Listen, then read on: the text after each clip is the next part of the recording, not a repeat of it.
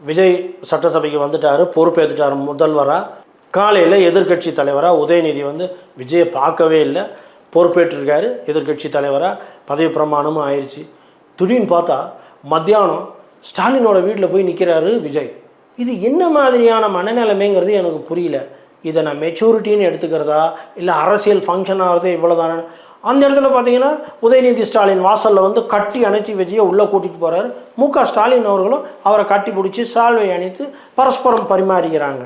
இது வந்து ஒரு மரியாதையின் நிமித்தமாக விஜய் செஞ்சதுங்கிறது ஒரு பெருந்தன்மையாக இருந்தாலும் இதை வந்து நான் என்னால் ப்ராசஸ் பண்ணவே முடியல.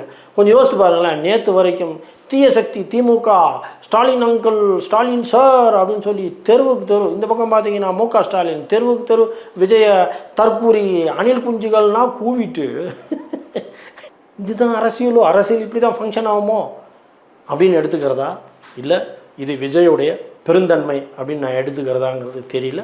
இது கொஞ்சம் டைம் எடுக்கும்னு நினைக்கிறேன் இதை நான் ப்ராசஸ் பண்ணுறதுக்கு.